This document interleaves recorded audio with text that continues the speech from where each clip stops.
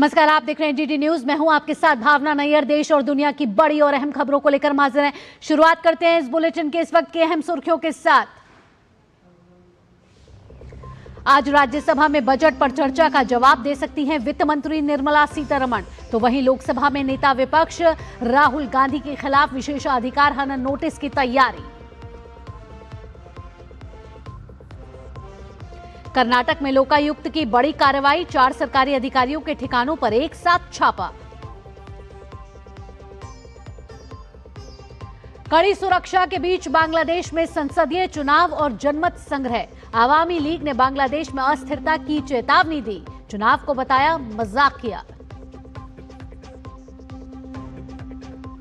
White house में मिले Trump और नेतन्याहू। अमेरिका का ईरान से परमाणु समझौते पर बातचीत जारी रखने पर जोर, तो वहीं ईरान ने कहा अपनी मिसाइल क्षमता से समझौता मंजूर नहीं।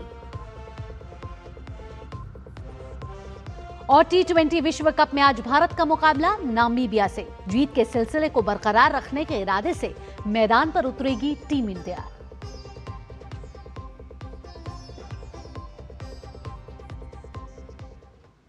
और इस बुलेटिन की शुरुआत सबसे पहले संसद के बजट सत्र के साथ बताते हैं आपको। लोकसभा की कार्रवाई इस समय शुरू हो गई है और लोकसभा में आज जो विधायी कार्य है उसमें श्रम मंत्री डॉक्टर मनसुख मंडाविया लोकसभा में औद्योगिक संबंध संहिता संशोधन विधेयक 2026 को विचार और पारित करने के लिए रखेंगे। इसके अलावा विकसित भारतीय शिक्षा अधिष्ठान विधेयक और जन विश्वास विधेयक की जांच कर रही संयुक्त समितियों का कार्यकाल बढ़ाने के प्रस्ताव भी आज लोकसभा में पेश किए जाएंगे। बात ऊपरी सदन की करें यानी कि राज्यसभा में, तो बजट पर चर्चा आगे भी जारी रहेगी। वित्त मंत्री निर्मला सीतारमण चर्चा का जवाब देने वाली हैं। इससे पहले कल लोकसभा में वित्त मंत्री ने बजट पर चर्चा का जवाब दिया और सरकार की सफलताओं और किसानों के प्रति प्रतिबद्धता का जिक्र किया। उन्होंने कहा कि सरकार का फोकस बुनियादी ढांचे के निर्माण पर है। अब राष्ट्रीय राजमार्गों पर ही नहीं बल्कि जल मार्गों पर भी ध्यान केंद्रित है। कहा कि देश में मेडिकल शिक्षा और स्वास्थ्य सेवाओं के क्षेत्र में एक बड़ा कदम उठाया जा रहा है। एक ऐसा केंद्र बनाने की योजना है जहां शिक्षा, प्रशिक्षण और मरीजों का इलाज सभी एक जगह उपलब्ध होगा। साथ ही विपक्ष के उन आरोपों को भी खारिज किया गया जिनमें दावा किया जा रहा था कि कुछ राज्यों को बजट में फंड नहीं दिया गया है। 41% it is that we have transferred to the states. We have not reduced any states transferred devolvable tax which has to go, and that I will also bring in the details. Total resources to be transferred to the states, including the devolution of states' share in taxes and releases that are made under the centrally sponsored scheme in 26-27, the coming year, is estimated to be at 25.44 lakh crores. इतना पैसा states को जाएगा इस साल, आने वाले साल 25.44 lakh crores. This entails an increase of 2.70 lakh crores. ये पिछले इस साल जो मार्च तक है उस साल से कंपेयर करते हुए अगर हम देखें तो 2.7 लाख करोड़ का इंक्रीज है 25-26 में और 3.78 lakh crore more than the actuals of 24-25। सो इतना स्पष्ट इंक्रीज स्टेट्स को जा रहा है। साथ ही वित्त मंत्री निर्मला सीतारमण ने लोकसभा में बजट पर चर्चा में जवाब देते हुए कहा कि नेता प्रतिपक्ष राहुल गांधी पर उन्होंने जमकर पलटवार किया। उन्होंने कहा कि कांग्रेस 2013 में बाली में विश्व व्यापार संगठन यानी कि WTO की बैठक में किसानों के हितों से समझौता करके आई थी। निर्मला सीतारमण ने कहा कि उन्होंने कांग्रेस पर आरोप लगाया कि विश्व व्यापार संगठन की बाली की मीटिंग में जाकर समझौता करने वाले ये लोग हैं। WTO में जाकर के बाली में कांग्रेस ने एक समझौता करके आए। वो 2 ही विषय था, ट्रेड फैसिलिटेशन एक था, दूसरा विषय public stock holding of grains था। Public stock holding of grains के ऊपर भारत के हित में कुछ ना करते हुए ट्रेड फैसिलिटेशन के ऊपर साइन करके आ गए थे। इसका मतलब था 2017 जनवरी से भारत देश में कोई किसान से प्रोक्योरमेंट हो नहीं सकता है और हम रेशन के दुकान से गरीब लोगों को कुछ भी दे नहीं सकते हैं। मतलब रेशन का कोई भी चीज जा नहीं सकते। वर्ल्ड ट्रेड ऑर्गेनाइजेशन का बाली के मीट में जाकर के समझौता करने वाले ये लोग हैं। वहीं बीजेपी ने भी कांग्रेस और राहुल गांधी पर तीखा हमला बोला है। संजय जायसवाल ने प्रधानमंत्री नरेंद्र मोदी के प्रति राहुल गांधी की बयानबाजी को गैर जिम्मेदाराना करार दिया है। उन्होंने कांग्रेस के इतिहास को याद दिलाते हुए कहा कि साल 2010 में शर्म अल शेख समझौते के दौरान कांग्रेस सरकार ने आतंकवाद और व्यापार को एक साथ रखने की डरपोक नीति अपनाई थी। कांग्रेस का समझौता को माननीय प्रधानमंत्री रिफ्यूज नहीं करते तो यहाँ के किसी गरीब को 1 किलो अनाज भी मुफ्त में नहीं मिलता। यह वही कांग्रेस की सरकार है जो 2010 में जाती है शर्म शेख और पाकिस्तान के साथ कहती है कि आतंकवाद आप करते रहिए, आतंकवाद अलग चलेगा और हम आपके साथ व्यापार अलग करेंगे। तो इस तरह की गैर जिम्मेदार सरकार, डरपोक सरकार, राहुल गांधी जब यह कहते हैं कि इस देश में प्रधानमंत्री जी के बारे में जिस तरह की अनर्गल बयानबाजी करते हैं, देश के प्रत्येक जनता जानती है कि माननीय प्रधानमंत्री जी का समर्पण क्या है और राहुल गांधी का समर्पण क्या है। इसके लिए राहुल गांधी से प्रधानमंत्री जी को सर्टिफिकेट लेने की जरूरत नहीं है। और इस समय बड़ी खबर आ रही है, लोकसभा की कार्यवाही 12 बजे तक के लिए स्थगित हो गई है। आपको बताएं सदन की कार्यवाही 11 बजे शुरू होती है लोकसभा के प्रश्नकाल के साथ, लेकिन सदन शुरू होते ही 12 बजे तक के लिए स्थगित कर दिया गया है और कार्यवाही हंगामे के बीच स्थगित करनी पड़ी। आपको बताएं कि लग रहा था कि जो व्यवधान है वो खत्म हुआ है, लेकिन एक बार फिर से हंगामा शुरू हुआ है और 1 घंटे तक के लिए लोकसभा की कार्यवाही को स्थगित करना पड़ा। एक बार फिर हंगामा हुआ है और इस बीच आपको बता दें कि बीजेपी सांसद निशिकांत दुबे भी लोकसभा में उन्होंने बयान दिया है और राहुल गांधी के खिलाफ लोकसभा में नियमों के अनुरूप राहुल गांधी के खिलाफ सब्सटैंशियल मोशन दिया है और राहुल गांधी की सदस्यता खत्म करने और उनके चुनाव लड़ने पर प्रतिबंध लगाने की मांग की है। तो लोकसभा में आज भी हंगामा देखने को मिल रहा है, जिस वजह से 1 घंटे के लिए कार्यवाही स्थगित करनी पड़ी है। 11 बजे जब प्रश्नकाल होता है, जब सांसद मंत्रियों से, सरकार से सवाल पूछते हैं, अपने अपने मंत्रालयों से जुड़े हुए, अपने अपने सीट से जुड़े हुए, वहीं इस प्रश्नकाल को स्थगित करना पड़ा। एक महत्वपूर्ण घंटा होता है प्रश्नकाल, जिसमें आपको बता दें कि प्रश्न पूछे जाते हैं मंत्रियों से, लेकिन आपको बता दें कि इस बीच हंगामा हुआ और हंगामे की वजह से 1 घंटे के लिए ये कार्यवाही रोकनी पड़ रही है और स्थगित हुआ है लोकसभा 1 घंटे के लिए। वहीं बीजेपी सांसद निशिकांत दुबे ने राहुल गांधी के खिलाफ लोकसभा में नियमों के अनुरूप सब्सटैंशियल मोशन दिया है। यहाँ हमारे साथ हमारे संवाददाता शैलेंद्र जुड़ गए हैं। शैलेंद्र, सदन की कार्यवाही, लोकसभा की कार्यवाही शुरू होते ही 1 घंटे के लिए स्थगित करनी पड़ी है। वहीं बीजेपी सांसद निशिकांत दुबे ने राहुल गांधी के खिलाफ सब्सटैंशियल मोशन जो लोकसभा के नियमों के अनुरूप है वो दिया है। क्या बड़ी अपडेट है इसमें? और देखिए, कल से ही ये बात सामने आ रही थी कि राहुल गांधी के खिलाफ एक नोटिस लोकसभा अध्यक्ष को दिया जाएगा कि उन्होंने जो अनर्गल बातें कही है, जो बीजेपी कह रही है कि वो अनर्गल बातें कर रहे थे कल जब बजट चर्चा में हिस्सा ले रहे थे, तो उसको ऑथेंटिकेट करें, यानी उसको प्रमाणित करें और ये अगर असत्य बातें कहते हैं तो उसको वापस लें और बाकायदा माफी मांगे। और अगर ऐसा वो नहीं करते हैं तो उनके खिलाफ एक विशेषाधिकार हनन नोटिस की बात ये कही गई थी और संजय जायसवाल ने कहा कि उस पर विचार किया जा रहा है। अब निशिकांत दुबे ने मीडिया से बातचीत करते हुए बताया कि नियमों के मुताबिक एक मोशन दिया गया है वो उनकी तरफ से लोकसभा अध्यक्ष को कि राहुल गांधी के चुनाव लड़ने पर आजीवन प्रतिबंध लगाया जाए और उनकी सदस्यता रद्द की जाए, चूंकि वो उन पर यह आरोप है कि वो विदेशी ताकतों के साथ साठगांठ करके एक तरह से तमाम ऐसे मुद्दे उठाते हैं और जो कुछ वो सदन में कहते हैं वो ऑथेंटिकेट नहीं होता, असत्य बातें कहते हैं और बार बार ऐसा कहते हैं। तो ये बात अभी दावा किया है निशिकांत दुबे से दावा किया गया। प्रहलाद जोशी ने भी एक बड़ा बयान दिया है शैलेंद्र यहाँ पर, वो क्या बयान है?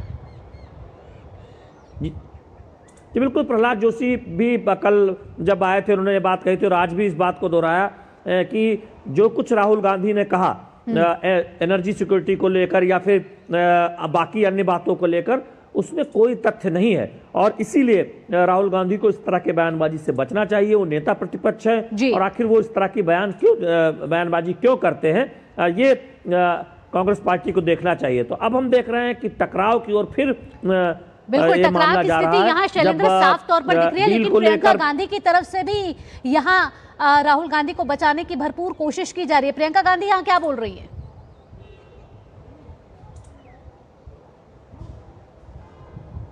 ये सवाल क्या आप हमसे पूछ रहे हैं? जी, यहाँ मैं यही पूछ रही हूँ कि विपक्ष की तरफ से क्या प्रतिक्रिया आ रही है यहाँ पर अभी? जी देखिए, बिल्कुल कल से जब से ही राहुल गांधी ने बजट चर्चा में हिस्सा लिया है, कांग्रेस पार्टी इस बात को कह रही है कि देखिए कुछ बातें कहना उनका अधिकार है और इस तरह से कोई भी बात को कहते हैं तो सत्ता पक्ष के लोग ये कहते हैं कि ऑथेंटिकेट कीजिए, आप बात नहीं कह सकते। तो मुद्दे उठाना तो विपक्ष का काम है, चाहे वो भारत और यूएस के बीच जो डील हुई है या फिर तमाम जो अन्य एग्रीमेंट हुए हैं उस पर विपक्ष अपनी बात कहना चाहता है। और आज भी हमने देखा कि कांग्रेस और उसके तमाम विपक्षी दलों ने संसद भवन परिसर में इस डील को लेकर प्रदर्शन किया। उनके अपने मत हैं, जिसका स्पष्ट तौर पर सरकार ने उनके आरोपों का खंडन करते हुए कहा, आप जानते हैं कि ये एक बहुत ही शानदार समझौता डील की गई है, भारत के हितों को ध्यान में रखते हुए, किसानों के हितों को सुरक्षित करते हुए, सुनिश्चित करते हुए। लेकिन कांग्रेस पार्टी का रुख अलग है और राहुल गांधी पर आरोप इसलिए बीजेपी लगा रही है कि वो तमाम ऐसी बातें उन्होंने की जिसका बजट से कोई लेना देना नहीं था और वो प्रमाणित भी नहीं थी, उसको प्रमाणित भी नहीं, एक तरह से ऑथेंटिकेट नहीं किया जा सकता। और सदन के अंदर भी किरण रिजिजू ने इस बात को उठाया था। अब निशिकांत दुबे ने ये कहा है कि वो एक नोटिस उन्होंने दिया है लोकसभा अध्यक्ष को कि आपने किरण रिजिजू की बात करी, किरण रिजिजू की प्रतिक्रिया हम पहले भी सुन रहे थे। उन्होंने बताया था कि जिस तरीके से राहुल गांधी का रवैया रहा है संसद में, संसदीय भाषा भी जिस तरीके की इस्तेमाल की गई है और प्रधानमंत्री पर जिस तरीके से आरोप लगाए गए हैं, एक विशेषाधिकार हनन का नोटिस यहाँ राहुल गांधी के खिलाफ आएगा। क्या ये सब्सटैंशियल मोशन और विशेषाधिकार हनन का जो नोटिस है, क्या वो अब आने की संभावना ज्यादा हो गई है? देखिए, नियमों के जो लोकसभा के जो नियम है उसके मुताबिक ही नोटिस दिए जाते हैं। बोलचाल की भाषा में उसे विशेषाधिकार हनन की नोटिस की बात किसी सदस्य के खिलाफ, अब वो तकनीकी पक्ष है। लेकिन निशिकांत दुबे ने जो नोटिस दिया है वो उनका कहना है कि नियमों के मुताबिक उन्होंने एक नोटिस दिया है जिसमें राहुल गांधी की सदस्यता रद्द करने की बात है। तो ये इससे भी और आगे एक तरह से आरोप बीजेपी की तरफ से, उनके एक सदस्य की तरफ से लगाया गया है। तो नोटिस का नाम और तरीका और वो एक अलग विषय हो सकता है, क्योंकि पहले ये कहा गया था कि लोकसभा अध्यक्ष को एक नोटिस दिया जाएगा कि राहुल गांधी एक समय के अंदर ऑथेंटिकेट करें, यानी 5 बजे तक आज वो बताएं कि उन्होंने जो कुछ कहा वो कहाँ से उसका प्रमाण लिया और कहाँ से वो प्रमाणित कर सकते हैं। और ये बात कही थी, उसके बाद विशेषाधिकार नोटिस आएगा। विपक्ष में कांग्रेस पार्टी ये कह रही है कि इस तरह का कोई नोटिस कांग्रेस के सदस्य या किसी भी लोकसभा के सदस्य के खिलाफ नहीं दिया जा सकता। तो ये तकनीकी मुद्दा है कि किस नियम के तहत दिया जा सकता है। इसीलिए एक नए प्रस्ताव की बात निशिकांत दुबे ने कही है कि उन्होंने राहुल गांधी के खिलाफ एक विशेष प्रस्ताव दिया है जिसमें उनकी सदस्यता रद्द करने की मांग की गई है और उनके चुनाव लड़ने पर प्रतिबंध लगाने की मांग की है, क्योंकि कहीं विदेशों में कई जगहों पर जाते हैं और उसको लेकर बड़े सवाल उठते हैं, साठगांठ का आरोप लगते हैं। तो ये अब शैलेंद्र, हम कामकाज पर भी आ जाते हैं। आज राज्यसभा में वित्त मंत्री निर्मला सीतारमण बजट पर चर्चा का जवाब देंगी। कल लोकसभा में हमने देखा किस तरीके से कांग्रेस ने जो जो आरोप लगाए थे उसका एक एक उत्तर दिया। फिर चाहे वो बाली एग्रीमेंट क्यों ना हो, उन्होंने कहा कि आप सरेंडर करके आए थे, आप समझौता करके आए थे, हमने चीजों को ठीक किया। आज जब राज्यसभा में वे जवाब देंगी तो क्या लग रहा है कि कौन कौन से मुद्दे निकलकर आज राज्यसभा में आ सकते हैं? देखिए, जब बजट चर्चा पर जवाब वित्त मंत्री की तरफ से दिया जाता है तो बजट चर्चा में शामिल जितने प्रमुख नेता हैं सत्ता या विपक्ष के, उनकी बातों का जवाब देने की कोशिश होती है। लोकसभा में हमने देखा कि पश्चिम बंगाल को लेकर जो कुछ टीएमसी के सदस्यों ने कहा था उसका एक सिलसिलेवार तरीके से जवाब दिया गया कि राज्यों को जो राजस्व मिलता है या केंद्र की तरफ से जो हिस्सा मिलता है उसमें कहीं कोई कटौती नहीं है, बढ़ोतरी हुई है। तमाम अन्य मुद्दों पर उत्तर प्रदेश के सांसद ने, अखिलेश यादव ने जो बात कही थी उस पर निर्मला सीतारमण ने कहा कि तमाम आप देखें कि हाई स्पीड कॉरिडोर हो या फिर विशेष ट्रेन हो, वंदे भारत, वो उसका एक तोहफा उत्तर प्रदेश को मिलता रहा है। बजट में भी आप देखें कि उस कॉरिडोर का जिक्र है। तो इस तरह से जो मुद्दे उठाए जाते हैं उसका जवाब दिया जाता है, और जो आरोप लगाए जाते हैं उसका भी पलटवार एक तरह से देखने को मिलता है जब सरकार की तरफ से, सत्ता की तरफ से किसी चर्चा पर जवाब आता है। तो चूंकि राहुल गांधी और कांग्रेस पार्टी और तमाम विपक्षी दलों ने कुछ बात कही थी लोकसभा में, तो उसका जवाब हमने देखा वित्त मंत्री ने लोकसभा में जोरदार तरीके से दिया। तो राज्यसभा में भी जो राज्यसभा के तमाम विपक्ष के नेता हैं उन्होंने जो सवाल उठाए हैं किसी राज्य विशेष में आवंटन को लेकर या किसी योजना को लेकर, उम्मीद है कि उसका करारा जवाब वित्त मंत्री की तरफ से आंकड़ों सहित दिया जाएगा। और साथ ही साथ जो राजनीतिक आरोप लगते हैं या राजनीति प्रेरित आरोप जिसे एक तरह से सत्ता पक्ष कहती है, उसके भी पलटवार की एक गुंजाइश है। क्योंकि हमने लोकसभा में देखा है 2013 के समझौते का जिक्र करते हुए कांग्रेस पार्टी पर बहुत करारा निशाना साधा कि WTO में किस तरह से आत्मसमर्पण उस वक्त की कांग्रेस अगुवाई वाली सरकार ने किया था, और इतनी वो खराब डील थी कि मोदी सरकार को आने के बाद उसे बदलना पड़ा। इसीलिए तब सुनिश्चित हो पाया कि किसानों से खरीद BDS के जरिए जारी रहे, उनके अनाज खरीदे जाते रहे, और आज 80 करोड़ लोगों को हम मुफ्त अनाज दे रहे हैं। ये इसीलिए संभव हो पाया क्योंकि मोदी जी ने सत्ता में आने के बाद उस डील में बदलाव किया। बिल्कुल। तो आज हमारे शैलेंद्र, इसके साथ अगर विधायी कामकाज की भी बात करें तो आज एक महत्वपूर्ण बिल है जो श्रम मंत्री डॉक्टर मनसुख मंडाविया पेश करेंगे विचार और पारित करने के लिए, और वो है औद्योगिक संबंध संहिता संशोधन विधेयक 2026। क्या है ये बिल, क्या है इसके उद्देश्य?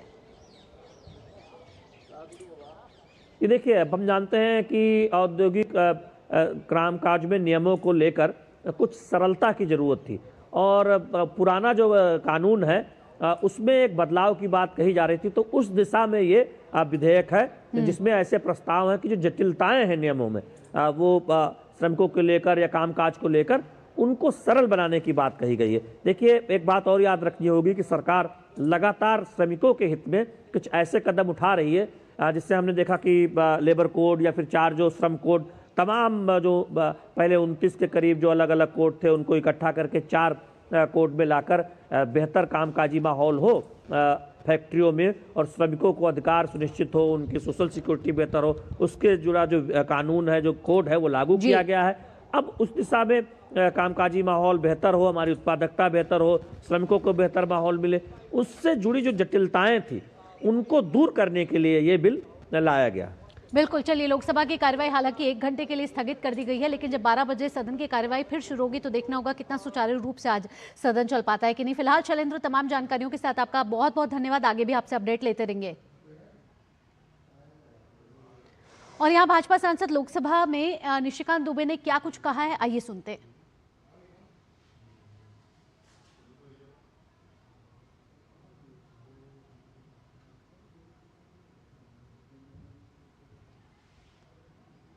करने के लिए कि किस तरह से सोरोस फाउंडेशन के साथ, किस तरह USAID के साथ, किस तरह फोर्ड फाउंडेशन के साथ, भारत विरोधी जितनी ताकतें हैं उनके साथ किस तरह से राहुल गांधी जी इस देश को तोड़ना चाहते हैं। देश को तोड़ने वाली जितनी शक्तियां हैं उनके साथ विदेशों में, चाहे वो कंबोडिया जा रहे हों, चाहे वो वियतनाम जा रहे हों, चाहे वो थाईलैंड जा रहे हों, चाहे वो बहरीन जा रहे हों, चाहे अमेरिका जा रहे हों, जो भी भारत को तोड़ने वाली ताकतें हैं उन सबों को जो है सोरेस फंडेड पैसे के साथ सैम पित्रोदा के साथ मिलकर ये देश को टुकड़े टुकड़े करने की साजिश कर रहे हैं। इसलिए उनकी सदस्यता रद्द कर दी जाए और जिंदगी भर के लिए उनको चुनाव लड़ने से डिबार कर दिया जाए। रुक रहे हैं छोटे से ब्रेक के लिए, जल्द हाजिर होते हैं।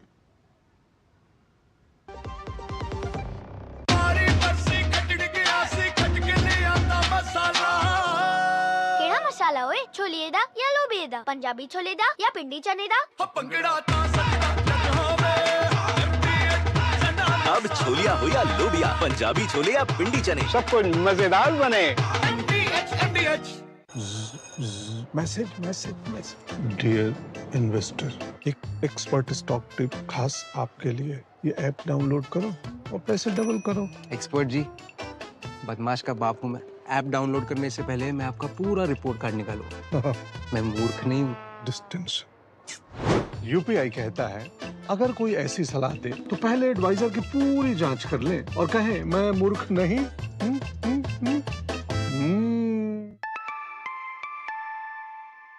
जाइए, आप भी किसी का टेस्ट लीजिए। मेरी पसंद, मेरी पसंद,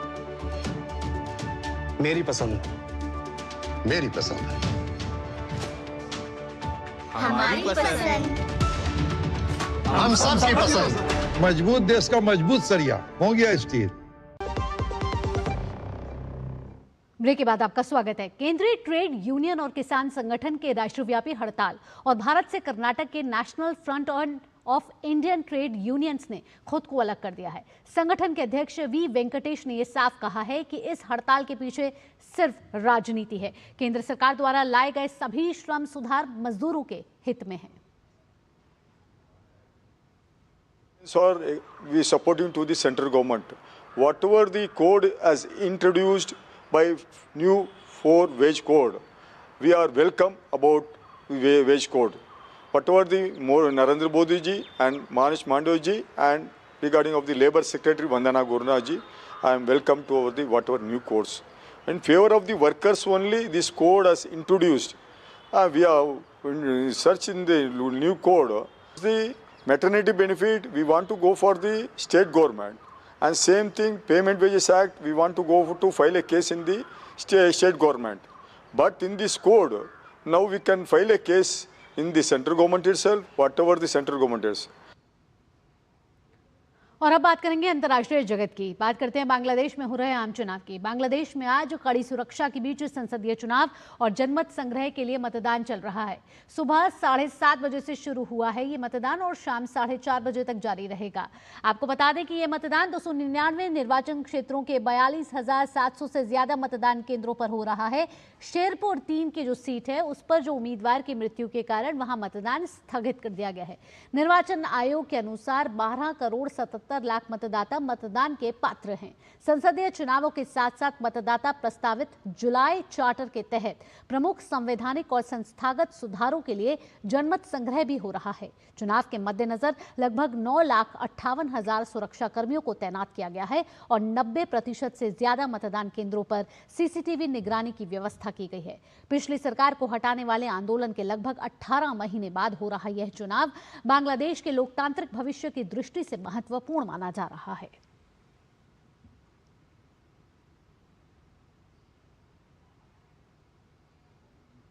वहीं अवामी लीग ने इंटरनेशनल कम्युनिटी से देश को टूटने से बचाने की अपील की है और चुनाव को दिखावा बताया है। पार्टी ने कहा कि यह सोची समझी कोशिश सिर्फ अवामी लीग को साइडलाइन करने के लिए नहीं है, बल्कि इसमें कई ऐसे पॉलिटिकल पार्टियां भी शामिल नहीं हैं जो कट्टरपंथी सोच का विरोध करती हैं और एक उदार बांग्लादेश की वकालत करती हैं। दावा किया गया है कि अवामी लीग की राजनीतिक सोच से जुड़े लाखों मतदाताओं को जान से मारने की धमकियां, डर और सरकार की तरफ से हिंसा का सामना करना पड़ रहा है, जिससे उन्हें अपनी मर्जी के खिलाफ वोट डालने के लिए मजबूर होना पड़ रहा है। यह वोटर टर्नआउट बढ़ाने की एक सोची समझी साजिश है। अवामी लीग की तरफ से जारी एक बयान में यह भी कहा गया है कि इन दिखावटी चुनावों के माहौल में भीड़ का आतंक, जिसमें लिंचिंग और बेरहमी से टॉर्चर शामिल है, हावी हो रहा है। जेलें न सिर्फ अवामी लीग के सपोर्टर से भरी हुई हैं, बल्कि कई पत्रकारों, राइट्स एक्टिविस्ट और एंटी वॉर क्राइम कैंपेनर्स पर झूठे मर्डर चार्ज लगाकर उन्हें जेल में डाल दिया गया है। अवामी लीग सरकार के हटने के बाद अल्पसंख्यकों की हालत पर पार्टी ने कहा कि इस मजाकिया चुनाव से पहले लाखों अल्पसंख्यक खत्म होने की कागार पर पहुंच गए हैं। उन्हें अवामी लीग का सपोर्टर बताकर हत्या और हिंसा के लिए पूरी छूट दी गई है। महिलाएं, जो वोटर्स का आधा हिस्सा हैं, एक बुरे भविष्य का इंतजार कर रही हैं। और इस समय ढाका से हमारे संवाददाता नवल सिंह परमार जुड़ गए हैं। नवल सिंह का रुख करेंगे। नवल, सुबह से ही मतदान की प्रक्रिया बांग्लादेश में चल रही है। अभी क्या हालात हैं वहां पे? कितने सुरक्षा कर्मियों को वहां तैनात किया गया है और क्या जो मतदान प्रक्रिया है वो सुचारू रूप से चल रही है? जी, अभी देखा जाए तो सुबह 7:30 बजे बांग्लादेश के लोकल टाइम के हिसाब से 7:30 बजे मतदान शुरू हुआ था और 4:30 बजे तक मतदान जारी रहेगा। और यहाँ पे अभी 12 बजने को आए हैं, तो ऑलमोस्ट आधा वोटिंग जो है, आधा दिन का वोटिंग वो हो चुका है। और अभी तक जो रिपोर्ट्स मिल रहे हैं ग्राउंड से, कुछ जर्नलिस्ट और जो फील्ड में जो लोग डेप्यूटेड है उनसे, तो उससे पता चलता है कि अभी तक का जो वोटिंग है बाय एंड लार्ज पीसफुल रहा है, अपेक्षाकृत काफी पीसफुल तरीके से चल रहा है। और आज जैसे वोटिंग खत्म होगा तो बांग्लादेश में वोटिंग खत्म होने के तुरंत बाद जो है काउंटिंग शुरू हो जाता है। जी। तो आने वाले जो कुछ 12 से 18 घंटा जो है बांग्लादेश के पॉलिटिकल भविष्य के लिए बहुत महत्वपूर्ण रहेगा।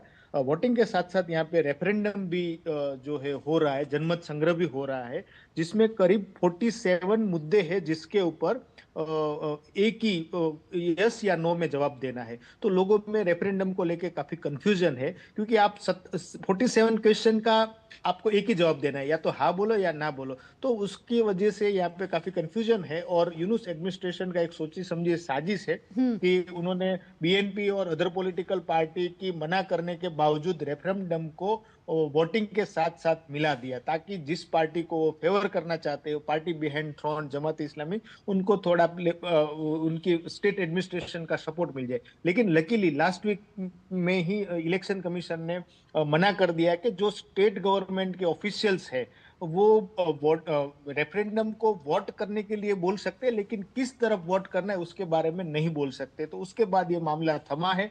अभी फिर भी रेफरेंडम को लेके कंफ्यूजन है, लेकिन वोटिंग अभी जो काफी वोटिंग सेंटर्स पे लंबी तादाद में कतारें लगी हुई है, उसको देख के चल रहा है कि बिल्कुल नवल, यहाँ पर बीएनपी और जमाते इस्लामी के बीच कड़ी टक्कर यहाँ नजर आ रही है और अवामी लीग को इस चुनावों से अलग रखा गया है।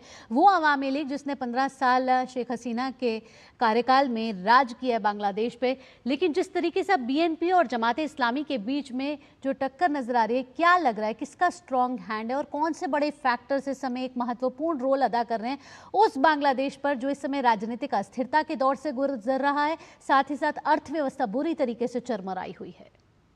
और देखिए, बीएनपी बांग्लादेश नेशनलिस्ट पार्टी और जमाते इस्लामी अभी दोनों आमने सामने नेक टू नेक इलेक्शन लड़ रहे हैं, ऐसा दिख रहा है। लेकिन ये दोनों पार्टियां जिन्होंने 2001 से 2006 के बीच में गठबंधन की सरकार चलाई थी, और देखा जाए तो शेख हसीना की पार्टी अवामी लीग को बैन करके रखा है, तो उसको देख के ये कह सकते हैं कि ये इलेक्शन इंक्लूसिव इलेक्शन नहीं कह सकते, क्योंकि अवामी लीग बड़ा पॉलिटिकल पार्टी है जिसका बांग्लादेश के स्वतंत्रता संग्राम जो है उसमें हिस्सा रहा है। शेख मुजीब की पार्टी है, सबसे पुरानी पार्टी है। तो बाकात होने से इंक्लूसिव इलेक्शन तो नहीं है, समावेशी इलेक्शन नहीं है, लेकिन फाइट जरूर है। दोनों पार्टी पिछले 1-1.5 साल में अवामी लीग, जमाते इस्लामी और बीएनपी के बीच में काफी मनमुटाव हुआ है, उसको चलते फाइट तो दिख रहा है। लेकिन दूसरी बात यह भी है कि बांग्लादेश में इंक्लूसिव चुनाव का इतिहास बहुत कम रहा है। इससे पहले जो चुनाव 2024 जनवरी में हुआ था उसमें बीएनपी ने हिस्सा नहीं लिया था मेजर पॉलिटिकल पार्टी के रूप में। तो अवामी लीग के टाइम पे भी जो इलेक्शन हुए उसको भी इंक्लूसिव इलेक्शन कहना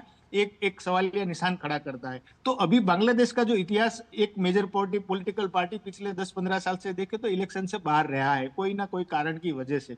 लेकिन इस बार देखा जाए तो जो इलेक्शन में वोटिंग हो रहा है काफी अपेक्षाकृत पीसफुली और बड़ी तादाद में वोटिंग हो रहा है, तो उसका कहीं ना कहीं एक रीजन ये है कि पिछले 1.5 साल में यूनुस एडमिनिस्ट्रेशन के अंतर्गत लोगों ने जो मुश्किलियां सही है, शेख हसीना के जाने के बाद देखा जाए तो inflation, price rise, unemployment, corruption, वो मुद्दे तो थे ही, वो मुद्दे और भी मजबूत हुए। मुद्दे और जो बड़ा नाम भी नवल यहाँ आया वो आया तारिक रहमान का, खालिदा जिया के बेटे, जो खुद 17 साल बांग्लादेश से बाहर रहे और अब जब चुनाव आए हैं तो यहाँ लौटे हैं और कई बड़े वायदे कर रहे हैं। क्या लग रहा है, जनता क्या उन पर भरोसा जता रही है? जनता के पास जो लिबरल वोटर्स है बांग्लादेश में, उनके पास कोई चॉइस ही नहीं है। अवामी लीग कंटेस्ट नहीं कर रहा है, तो उसके बाद जो बड़ा पॉलिटिकल पार्टी बीएनपी है, तो जो अवामी लीग का 35% के आसपास का जो वोट बैंक है, हालांकि शेख हसीना और उनके बेटे ने बॉयकॉट करने के लिए कॉल दिया, लेकिन फिर भी जो ग्राउंड पे जो वोटर्स है उनको तो कहीं ना कहीं या तो वो यूनुस एडमिनिस्ट्रेशन के अंतर्गत अस्थिरता का माहौल में रहे या फिर नई सरकार चुने, भले वो अवामी लीग की सरकार ना हो लेकिन बीएनपी की सरकार हो, लेकिन पॉलिटिकल स्टेबिलिटी और सेफ्टी जो है सबसे बड़ा मुद्दा है। जैसे वायलेंस हुआ है बांग्लादेश में, सेफ्टी एंड सिक्योरिटी बड़ा मुद्दा है। तो उसको देख के अवामी लीग के वोटर्स पिछले 1 वीक तक वो इनडिसिसिव मोड में थे, वोट करे ना करे। अभी भी बड़ी तादाद में वोट अवामी लीग के वोटर नहीं कर रहे, लेकिन उसमें से 35 to 40% भी अगर वोट करते हैं तो वो वोट सीधा जाने की संभावना बीएनपी की ओर है। कुछ लोगों को छोड़ के जमात को, अवामी लीग के वोटर्स जो है जमात को वोट करने की संभावनाएं कम जताई जा रही है। तो ऐसी स्थिति में और बीएनपी जब पार्टी नतीजे आते हैं नवल, तो भारत बांग्लादेश के रिश्तों पर इन चुनावों का किस तरीके से असर होगा, फिर चाहे वो कूटनीतिक लिहाज से हो, खासकर बॉर्डर सिक्योरिटी के लिहाज से हो, ट्रेड कनेक्टिविटी को देखा जाए, या फिर काउंटर टेरर कोऑपरेशन पर, किस तरीके से भारत बांग्लादेश के रिश्तों में एक क्या नई गति या फिर एक नई डायरेक्शन यहाँ मिलती हुई नजर आएगी? देखिए, भारत बांग्लादेश का जिस तरीके से बायलैटरल रिलेशन रहा है और हमारे बीच में 4500 किलोमीटर, भारत का सबसे लंबा बॉर्डर बांग्लादेश के साथ है, हिस्टोरिकल टाई रहा है, पीपल टू पीपल कांटेक्ट रहा है, जियोग्राफिकली प्रोक्सिमिटी। तो ऐसे में बांग्लादेश में स्थिर सरकार हो, इलेक्टेड सरकार हो, बहुत जरूरी है। हालांकि वो free fair and inclusive election से आई हुई सरकार होती तो और बेहतर होता, लेकिन जिस तरीके का अनइलेक्टेड जिसे यूनुस एडमिनिस्ट्रेशन टाइप का, जिसका कोई पीपल मैंडेट ही नहीं है, ऐसी गवर्नमेंट से बेटर है कि जिसका कोई इलेक्शन के बाद मैंडेट वाला गवर्नमेंट हो। तो निश्चित तौर पे आने वाले समय पे अगर कोई मैंडेट के साथ गवर्नमेंट आता है, जिसको डिसिसिव मैंडेट हो और वो भारत के साथ बैठ के बात कर सकता है, तो ऐसी स्थिति में वो बांग्लादेश के लिए भी अच्छा है, बांग्लादेश के लोगों के लिए भी अच्छा है और भारत के लिए भी अच्छा है। और जिस तरीके से देखा जाए तो बीएनपी पार्टी जो है, बांग्लादेश नेशनलिस्ट पार्टी, वो पहले भी गवर्नमेंट बना चुकी है। 2001 से 2006 के बीच में, 1991 से 1996 के बीच में, 2001 से 2006 के बीच में जब गवर्नमेंट थी तो भारत में वहाँ एनडीए की सरकारें थी और उसमें अटल बिहारी वाजपेयी की सरकार के साथ शेख हसीना खालिदा जिया का अच्छा ताल्लुकात रहा है बांग्लादेश के। लेकिन कुछ इंसिडेंट उस दौरान हुए हैं, जैसे टेररिज्म को लेके कुछ हथियारों का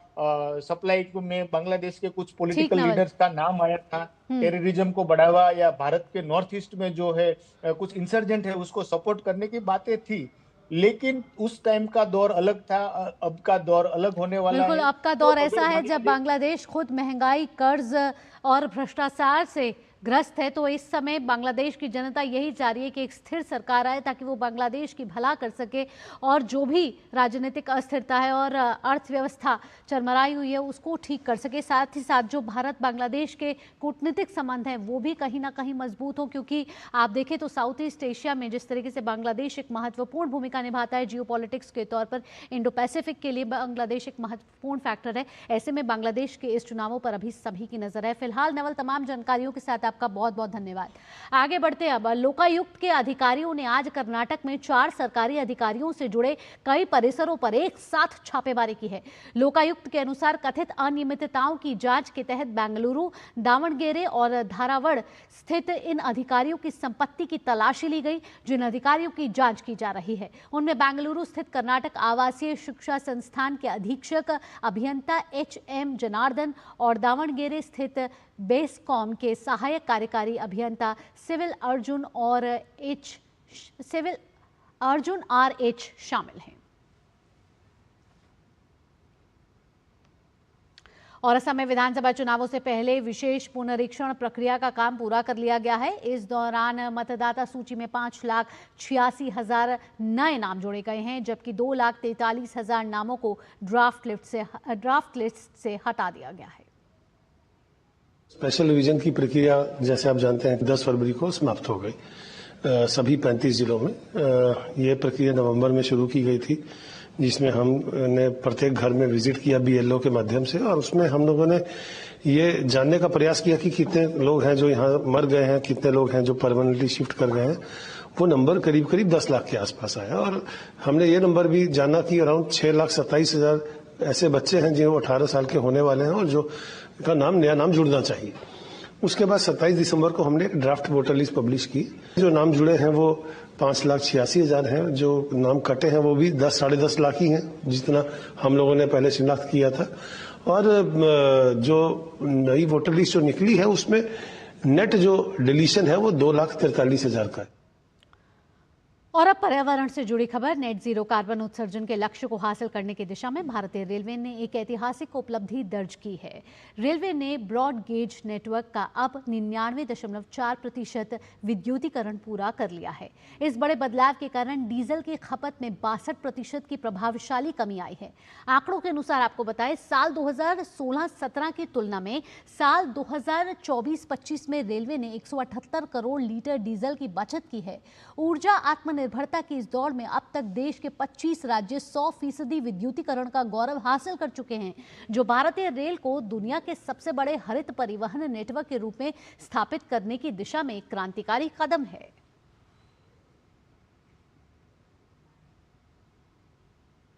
यहां लेंगे एक छोटा सा ब्रेक। देश और दुनिया की बाकी खबरों के लिए जुड़े रहिए आप डीडी न्यूज के साथ।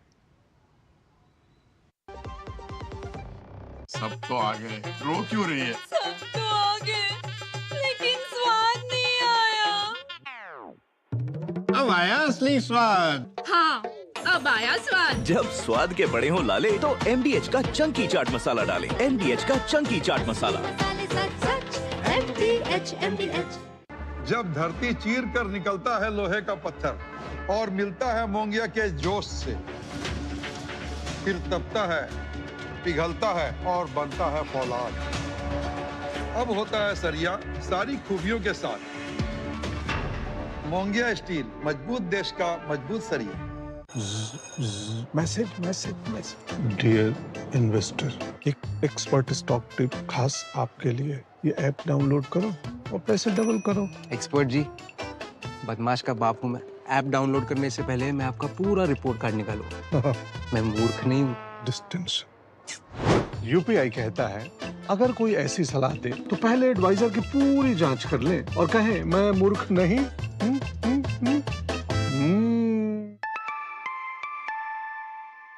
जाइए आप भी किसी का टेस्ट लीजिए। ब्रेक के बाद आपका स्वागत है। 2047 तक विकसित भारत के लक्ष्य को हासिल करने में एआई बड़ा मददगार होने वाला है। एआई में भारत अब दुनिया का नेतृत्व करने की तैयारी कर रहा है और इसी मकसद से दिल्ली में 16 से 20 फरवरी तक भारत एआई इम्पैक्ट समिट 2026 का आयोजन होने जा रहा है। समिट के तमाम पक्षों और एआई की अहमियत को बताने के लिए इसी पर हम एक सीरीज चला रहे हैं, AI impact summit Bharat 2026।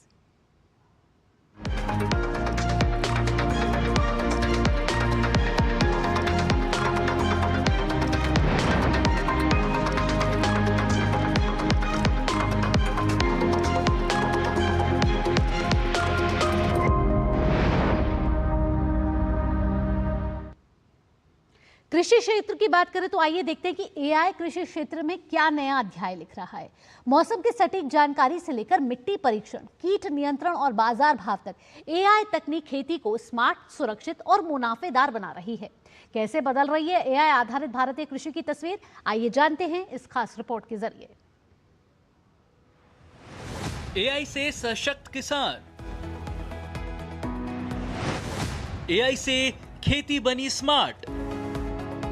Bharat की विकास यात्रा में आर्टिफिशियल इंटेलिजेंस एक परिवर्तनकारी ताकत के रूप में उभरा है। यह नागरिकों को सशक्त करने के साथ ही खेती किसानी को भी बेहतर बना रहा है। इसकी मदद से न केवल फसल उत्पादन क्षमता में तेजी से बढ़ोतरी हो रही है, बल्कि खेती की लागत भी काफी कम हुई है। एआई के क्षेत्र में सरकार के सकारात्मक प्रयासों का नतीजा है कि खेती अब केवल परंपरागत तरीकों पर निर्भर न होकर स्मार्ट, कुशल और टेक्नोलॉजी आधारित बनती जा रही है, जिसमें सरकार बीज से लेकर बाजार तक किसान की यात्रा को आसान, पारदर्शी और लाभकारी बनाने में जुटी है। किसानों की सहायता के लिए कृषि क्षेत्र में विभिन्न चुनौतियों का समाधान करने के लिए एआई की तकनीक को तेजी से अपनाया गया है। इससे किसानों को मिट्टी की गुणवत्ता की जांच, फसल के लिए सही बुवाई समय, मौसम का सटीक पूर्वानुमान, सिंचाई प्रबंधन, कीट और रोग नियंत्रण के साथ बेहतर उत्पादन तकनीकों की जानकारी अपने मोबाइल या डिजिटल डिवाइस पर सटीक प्राप्त हो रही है।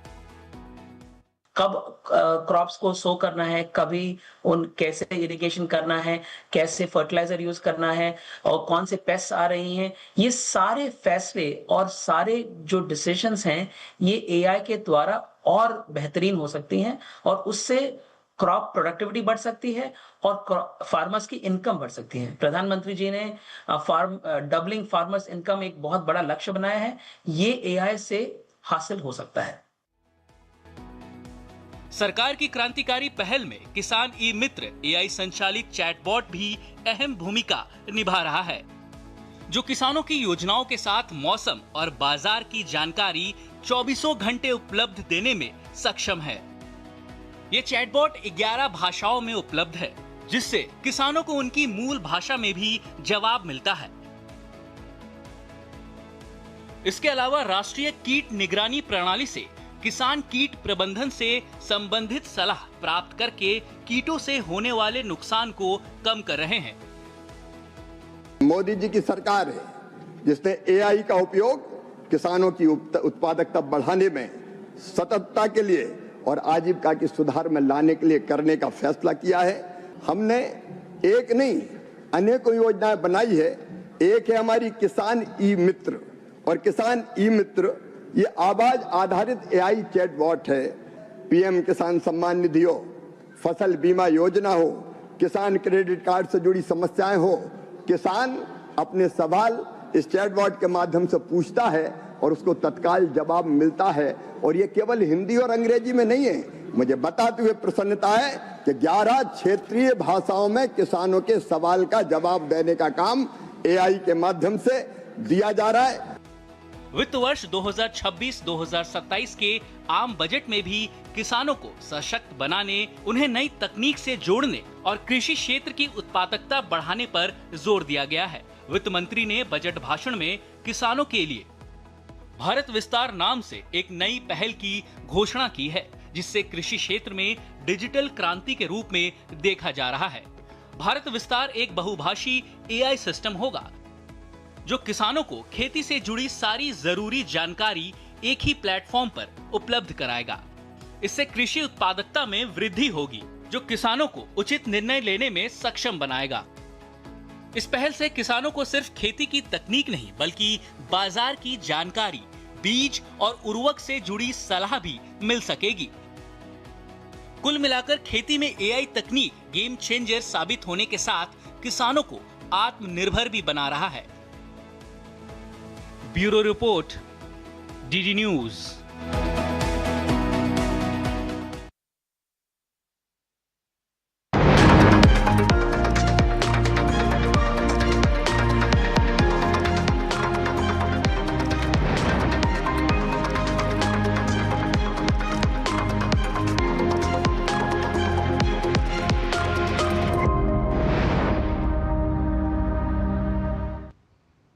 आगे बढ़ेंगे। आईआईटी दिल्ली में केंद्रीय मंत्री जयंत चौधरी और डॉक्टर सुकांत मजूमदार ने घरेलू एआई स्टार्टअप फाउंडर्स के साथ बैठक की है। चर्चा का केंद्र भारत से दुनिया के लिए स्वदेशी एआई स्टैक विकसित करना और शिक्षा क्षेत्र में एआई के प्रभावी एकीकरण पर रहा। मिडिल क्लास और टियर 3 शहरों से आए फाउंडर्स ने भारतीय भाषाओं, संदर्भों और वास्तविक चुनौतियों पर आधारित इनोवेटिव समाधान प्रस्तुत किए। वाणिज्य एवं उद्योग मंत्री पीयूष गोयल ने रोल्स रॉयस के सीईओ के साथ एक महत्वपूर्ण बैठक की है। इस दौरान भारत में रोल्स रॉयस के वर्तमान संचालन, निवेश संभावनाओं और तकनीकी सहयोग को लेकर व्यापक विचार विमर्श किया गया। बैठक में मेक इन इंडिया पहल के तहत विनिर्माण क्षमताओं को सशक्त बनाने और घरेलू वैश्विक बाजारों की बढ़ती जरूरतों को पूरा करने की रणनीतियों पर विस्तार से चर्चा हुई है। जर्मनी के नुर्नबर्ग में आयोजित विश्व के अग्रणी ऑर्गेनिक उत्पादों के व्यापार मेले बायोफैक्ट 2026 में भारत ने कंट्री ऑफ द ईयर के रूप में उल्लेखनीय उपस्थिति दर्ज कराई है। वाणिज्य एवं उद्योग मंत्रालय भारत सरकार के अंतर्गत कृषि एवं प्रसंस्कृत खाद्य उत्पाद निर्यात विकास प्राधिकरण यानी एपिडा भारत की भागीदारी का आयोजन एक प्रभावशाली और प्रमुख उपस्थिति के साथ कर रहा है।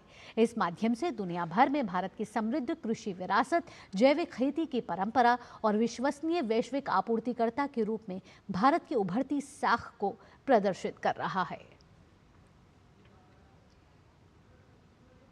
सीबीएसई इस वर्ष से कक्षा 12 की उत्तर पुस्तिकाओं के मूल्यांकन के लिए ऑन स्क्रीन मार्किंग प्रणाली लागू करेगा। कक्षा 10 की कॉपियों का मूल्यांकन पहले की तरह भौतिक रूप से ही होगा। इस कदम से पारदर्शिता और दक्षता बढ़ेगी, मैनुअल हस्तक्षेप कम होगा और जोड़ घटाने की त्रुटियां समाप्त होंगी। सीबीएसई भारत और 26 देशों में लगभग 40 लाख छात्रों के लिए बोर्ड परीक्षाएं आयोजित करता है। स्वामी दयानंद सरस्वती 19वीं शताब्दी के महान समाज सुधारक थे। उन्होंने पाखंड, अंधविश्वास और सामाजिक कुरीतियों के खिलाफ आवाज उठाई, जाति प्रथा का विरोध और विधवा विवाह का समर्थन किया। वेदों के महत्व को स्थापित कर सुधारवादी सोच और विचारों पर आधारित आर्य समाज की स्थापना भी की। आज उस महापुरुष की जन्म जयंती पर देखिए डीडी न्यूज की ये खास रिपोर्ट।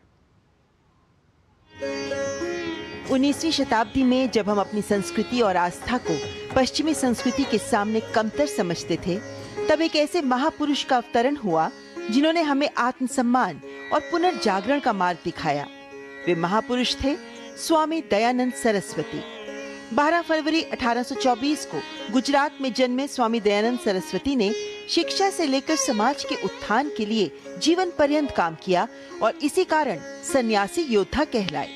वे स्वामी जी ही थे जिन्होंने स्वराज का नारा दिया, जिसे बाद में लोकमान्य तिलक ने आगे बढ़ाया। स्वामी जी हमेशा अपने उपदेशों के जरिए युवाओं को देश प्रेम और देश की स्वतंत्रता के लिए मर मिटने की प्रेरणा देते रहे। उन्होंने जीवन भर हिंदी भाषा का प्रचार किया।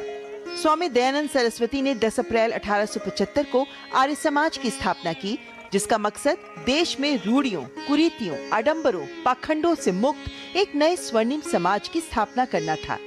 वेदों का प्रचार करने के लिए उन्होंने पूरे देश का दौरा किया और लोगों को वेदों की महत्ता के बारे में बताया। स्वामी जी ने धर्म परिवर्तन कर चुके लोगों को फिर से हिंदू बनने की प्रेरणा देकर शुद्धि आंदोलन चलाया। 1886 में लाहौर में स्वामी दयानंद के अनुयायी लाला हंसराज ने दयानंद एंग्लो वैदिक कॉलेज की स्थापना की। हिंदू समाज को इससे नई चेतना मिली और अनेक संस्कारगत कुरीतियों से छुटकारा मिला। दयानंद सरस्वती एकेश्वरवाद में विश्वास करते थे। उन्होंने जातिवाद और बाल विवाह का विरोध किया और नारी शिक्षा के साथ ही विधवा विवाह को प्रोत्साहित किया। समाज सुधार के साथ ही दयानंद सरस्वती ने अंग्रेजों के खिलाफ भी कई अभियान चलाए। उन्होंने ही कहा कि भारत भारतीयों का है। उन्होंने अपने प्रवचनों के जरिए भारतवासियों को राष्ट्रीयता का उपदेश दिया और भारतीयों को देश पर मर मिटने के लिए प्रेरित किया। दयानंद सरस्वती ने अपने विचारों के प्रचार के लिए हिंदी भाषा को अपनाया। उनकी सभी रचनाएं और सबसे महत्वपूर्ण ग्रंथ सत्यार्थ प्रकाश मूल रूप से हिंदी भाषा में लिखा गया।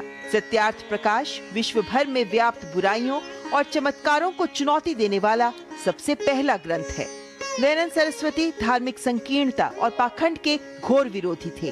वे सामाजिक और आध्यात्मिक सुधार के निर्भीक योद्धा थे। उन्होंने शैक्षिक और सामाजिक सुधार, विशेषकर महिला सशक्तिकरण और अस्पृश्यता उन्मूलन के लिए प्रभावशाली उपाय किए। उनका कार्य आज भी भारतीय समाज और पूरे विश्व के लिए बेहद प्रासंगिक है। दरअसल 19वीं सदी के सामाजिक, धार्मिक और सांस्कृतिक आंदोलनों में दयानंद स्वयं एक आंदोलन थे।